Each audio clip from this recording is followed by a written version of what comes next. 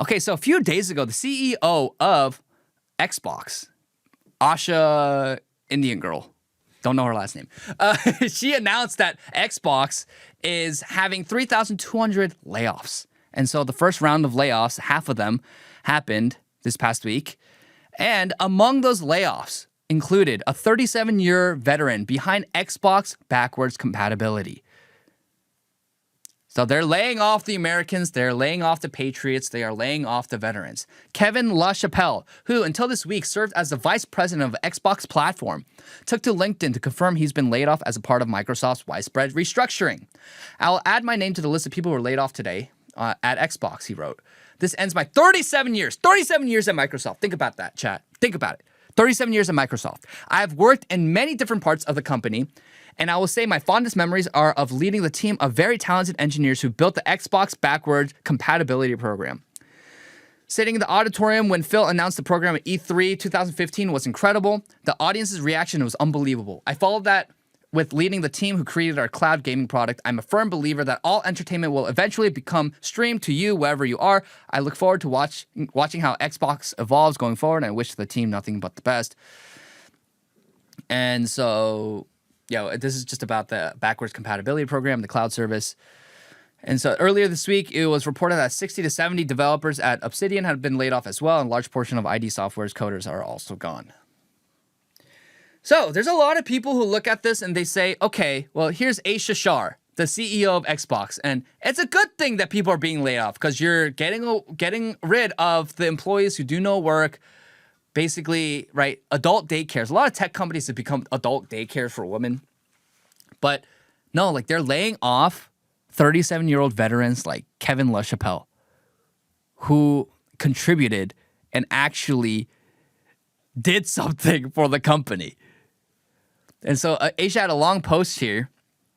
We're beginning the most significant restructure in Xbox history. After careful consideration, I made the difficult decision to reduce our team by approximately 3,200 through fiscal year 27. This will include approximately 1,600 role elimination today. In addition, 4 studios will leave Xbox to new management. I recognize that a year-long structuring creates additional challenges. Unfortunately, it is not possible to make all the necessary challenges in a single day. I wanted to be direct about the scale. I know this is painful. These changes will directly affect people who have poured their creativity into building Xbox. Many joined us through acquisitions, while others were recruited here or sought us out because they loved this industry and loved Xbox. Today's decisions do not reflect their talent or dedication. Our business today is not healthy. We are operating at margins that are 3 to 10 times lower than comparable platform and publishing businesses. We enter Gen 9 with a smaller install base and a higher cost structure. To grow, we bet on Game Pass, multi-platform, and a broader portfolio of content.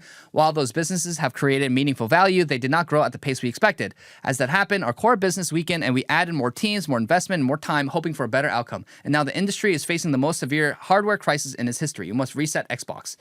We will reset our content portfolio. So they're going to reset their content portfolio, still preserve all the gaming studios that are under Xbox IP and all of that stuff. So there's a lot of people who are saying, actually, this is a good move. They're gonna cut costs and they're gonna cut employees who weren't doing any work. They're gonna preserve all the gaming studios that are under Xbox, or 4 studios that they're being shifted under new management. And so people are like, okay, not bad. And yeah, her rebranding for Xbox, not bad. So I don't think she's like the most terrible CEO. The problem is right here. Xbox Indian CEO Asha Sharma just announced firing 3,200 Americans. She filed for 5,000 H-1B visa hires this year. So they're filing for more H-1B applications while they fired 3,200 workers that are there right now. There's a lot of people who are saying, yes, she's firing the H-1Bs. No, but they're the number one, Microsoft uses a lot of H-1Bs. As of 2024, Microsoft was the 6th largest H-1B sponsor and the 4th largest user of H-1Bs among American companies. They have tens of thousands of H-1B applications in process. The takeaway here is, okay, let's say you lay off people, which is sad because you have people who are there for generations, like literally 37 years. You have developers, you have coders, you have executives who are there for generations, who are there ever since Microsoft was a baby, being laid off. Okay, it happens. Okay, let's say it happens.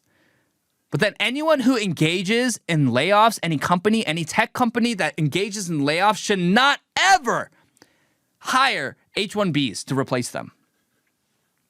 So no company who initiates mass layoffs for any reason should be allowed to hire H-1Bs to replace them. And to allow this is a complete and total failure of policy. And this is one thing that Trump needs to do.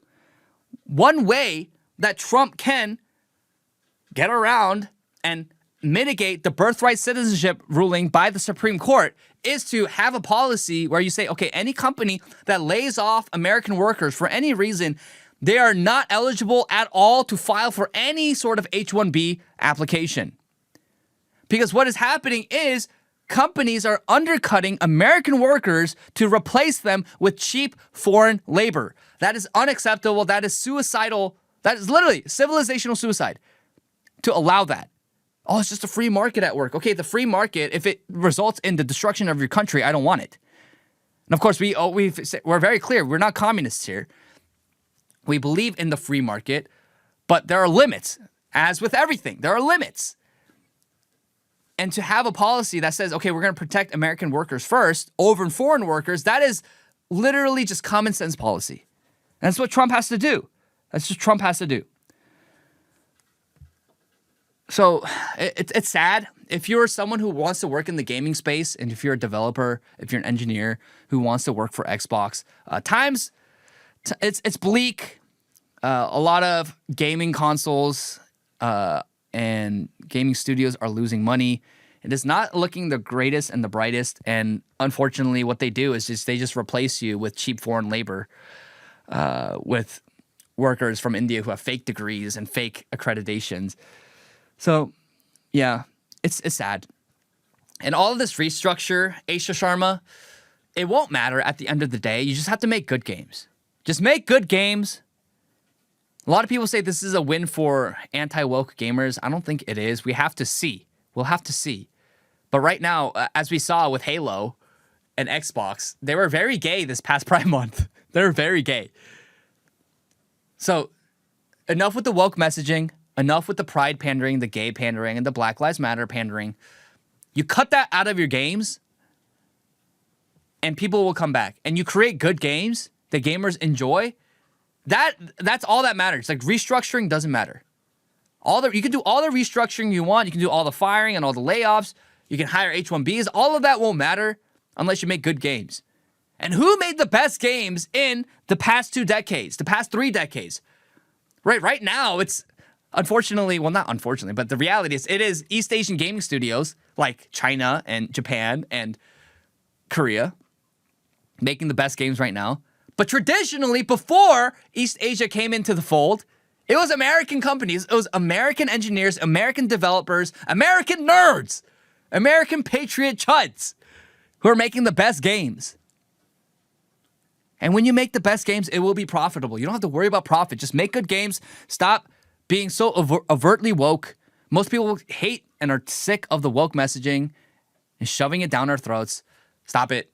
Just focus on that. That's all you have to focus on. But if you fire American developers and the best and brightest of America, then you won't have good games.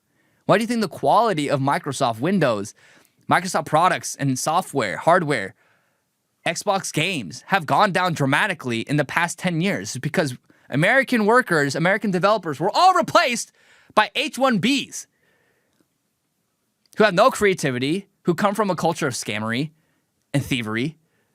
Yeah, it's a no-brainer why our games suck now. While they're completely beholden to, the ESG scores in the World Economic Forum and the globalist agenda to make everything ugly, gay, and trans.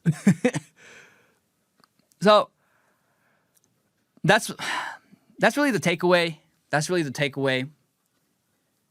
Any company that engages any sort of mass layoffs should never, ever, ever be able to file for or hire H-1Bs.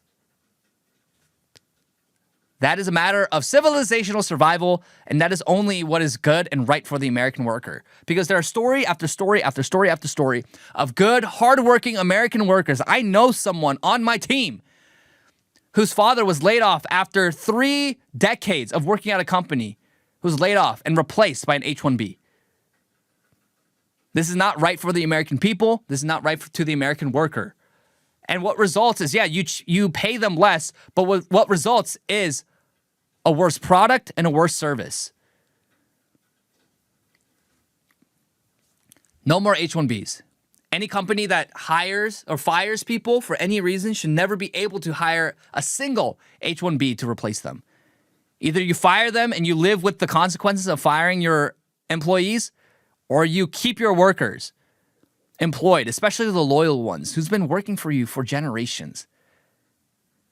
Oh, it's so heartbreaking. Okay, then don't replace them with foreign workers.